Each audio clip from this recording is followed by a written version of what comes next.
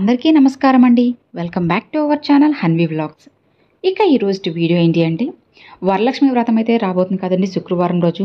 కాబట్టి మనం ముందుగానే సిద్ధం చేసుకోవాల్సిన కొన్ని ముఖ్యమైన పూజా సామాగ్రుల గురించి ఇప్పుడు మనమైతే తెలుసుకుందామండి.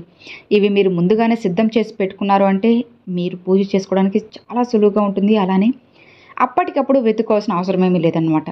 మరి అసలు ఆ వస్తువులు ఏంటి, ఏం తెలుసుకోవాలి, అలాంటి విషయాలన్నీ కూడా ఇప్పుడు మనం తెలుసుకుందామండి. కోరిన వరాలను ప్రసాదించే తల్లి ఆ వరలక్ష్మీదేవి. మరి ఈ నెల ఆగస్టు 8వ తేదీన 3వ శ్రావణ శుక్రవారం నాడు వరలక్ష్మి వ్రతం అయితే వచ్చేసింది.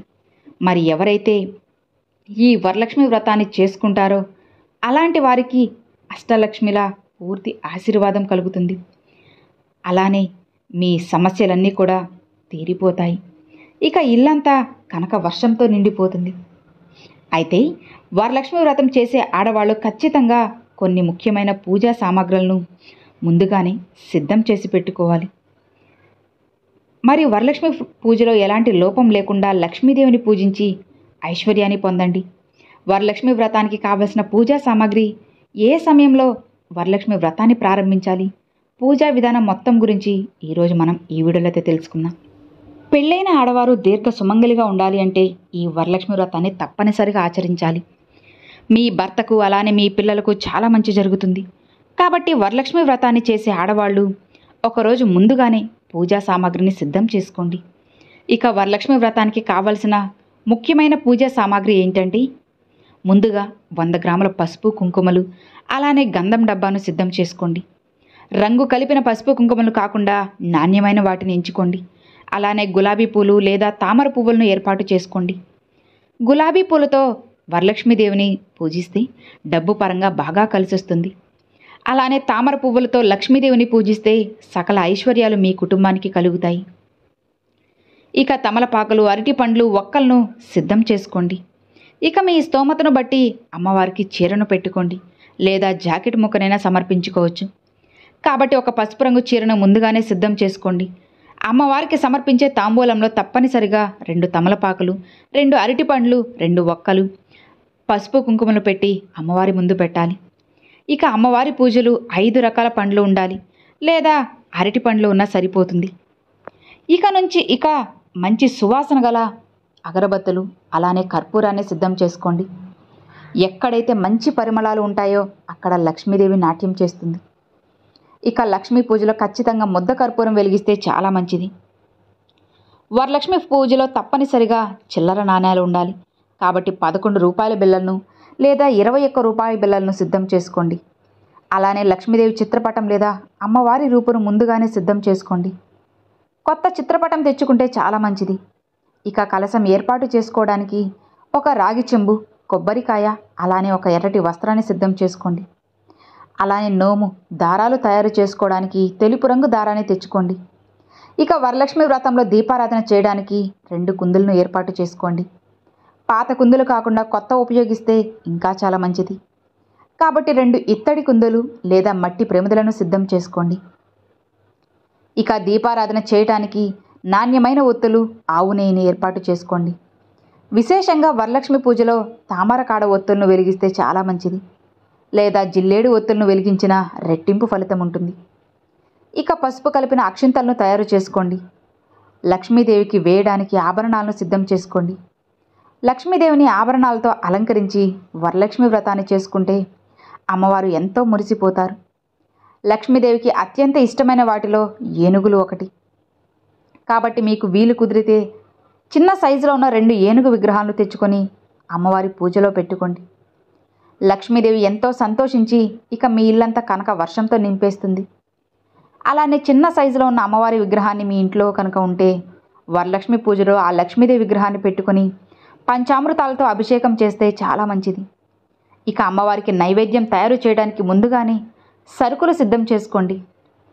వరలక్ష్మి వ్రతాన్ని చేసే ఆడవాళ్ళు ఈ పూజా సామాగ్రిని మొత్తం ఒకరోజు ముందుగానే సిద్ధం చేసుకోండి. ఇక ఆగస్టు 8వ తేదీన వరలక్ష్మి వ్రతాన్ని ఆచరించే ఆడవాళ్ళు తెల్లవారుజామున నిద్రలేచి ఇల్లంతా శుభ్రం చేసుకొని ఇంటి గుమ్మానికి పసుపు రాసి ఇంటి ముందు ముగ్గులు వేసి మామిడి తోరణాలతో ఇంటి గుమ్మాన్ని అలంకరించుకోండి. ముందుగా తులసి కోటను పూజించాలి. మొదటిగా తులసి కోటను పూజిస్తే మీ వ్రతాన్ని చిన్నగా ప్రారంభించుకోవచ్చు. ఇక ఉదయం 10:45 నుండి 12:15 మధ్యలో వరలక్ష్మి వ్రతాన్ని ప్రారంభించవచ్చు.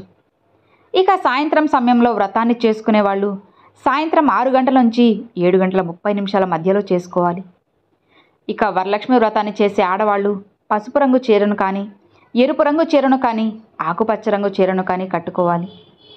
ముందుగా నైవేద్యాలను తయారు చేసుకోండి. వరలక్ష్మి పూజలో తప్పనిసరిగా ఉండాల్సిన నైవేద్యాలు ఏంటి అంటే పాలతో చేసిన పరమాన్నం, పులిహోర, బెల్లం పానకం, వడపప్పు, అలానే గారెలు. ఈ 5 రకాల నైవేద్యాలు సరిపోతాయి. ఇక మీకున్న స్తోమతను బట్టి ఇతర నైవేద్యాలను కూడా నివేదించుకోవచ్చు. శుభ సమయంలో వరలక్ష్మి వ్రతాన్ని ప్రారంభించి ముందుగా కలశాన్ని ఏర్పాటు చేసుకోవాలి. ముందుగా ఒక ఎర్రటి వస్త్రాన్ని పరిచి ఆ వస్త్రం పైన బియ్యం పోసి బియ్యం పైన కలశాన్ని పెట్టుకోవాలి. ఇక కలశానికి కుంకుమ బొట్లు పెట్టి కలశంలో నీళ్లు పోసి పసుపు కుంకుమలు కూడా వేసి కలశం పైన కొబ్బరికాయను ప్రతిష్ఠించి కొబ్బరికాయను అమ్మవారి స్వరూపంగా భావించి పసుపు రాసి కుంకుమ బొట్లు పెట్టి కొబ్బరికాయకు ఎర్రటి వస్త్రాన్ని చుట్టి ఈ కలశాన్ని పూలతో అలంకరించుకోవాలి. ఇక కలశం పక్కనే అమ్మవారిని ప్రతిష్ఠించుకోవాలి. లక్ష్మీదేవికి కుంకుమ బొట్లు పెట్టి గులాబీ పూలతో అలానే ఆభరణాలతో అలంకరించుకోండి. ఇక పూజ చేసే ఆడవాళ్ళు మీ చేతికి కట్టుకోవడానికి నోము దారాలను తయారు చేసుకోండి. ఒక తెల్లటి దారాన్ని 5 పోగులుగా తీసుకొని ఆ దారానికి పసుపు రాసి పూలు కట్టి ఆ కంకణాలను అమ్మవారి దగ్గర పెట్టుకోండి. ముందుగా గణపతిని తయారు చేసి నమస్కారం చేసుకొని వరలక్ష్మి వ్రతాన్ని ప్రారంభించాలి. ముందుగా దీపం వెలిగించి అమ్మవారికి తాంబూలం సమర్పించాలి. అలానే నైవేద్యాలను నివేదించండి. ఇక మహాలక్ష్మి అష్టకాన్ని చదువుతూ అమ్మవారిని పూజించాలి. లేదా ఓం మహాలక్ష్మీదేవియే నమః, ఓం మహాలక్ష్మీదేవియే నమః అన్న మంత్రాన్ని 108 సార్లు చదవండి. ఇక చివరిగా అమ్మవారికి హారతి సమర్పించి తలపైన కొన్ని అక్షింతలు వేసుకొని మీ వ్రతాన్ని ముగించుకోండి. ఇక మీ ఇంటికి ముత్తైదులను పిలిచి వాయనం సమర్పించాలి.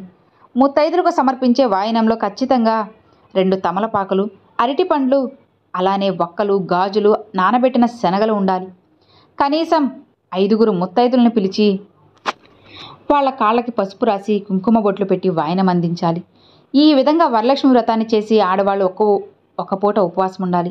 ఇలా చేసి చూడండి ఫ్రెండ్స్, ఖచ్చితంగా అమ్మవారి పూర్తి ఆశీర్వాదం, అనుగ్రహం కలుగుతుంది. సో ఇక మరి చూసారు కదండి, ఈరోజు ఈ వీడియో మీ అందరికి నచ్చినట్లయితే ఒక చిన్న లైక్ చేయండి. ఖచ్చితంగా మరికొంతమంది మీ ఫ్రెండ్స్ అండ్ ఫ్యామిలీస్కి షేర్ చేయండి. ఎందుకంటే ఈ వీడియో ఇది అందరికీ కూడా యూజ్ అయ్యేదన్నమాట. మరి ఇది అస్సలు మిస్ చేసుకోకండి ఫ్రెండ్స్. ఎవరికైనా తెలియని వాళ్ళకుంటే ఇప్పుడే షేర్ చేసి వాళ్ళు కూడా పూజని ఎలా చేయాలి, ముందుగా ఎలాంటి వస్తువులు సిద్ధం చేసుకోవాలన్న విషయాలన్నీ కూడా షేర్ చేయండి. మరొక మంచి వీడియోతో మీ ముందుకైతే వస్తానండి. అంతవరకు సెలవు ఫ్రెండ్స్. Thanks for watching.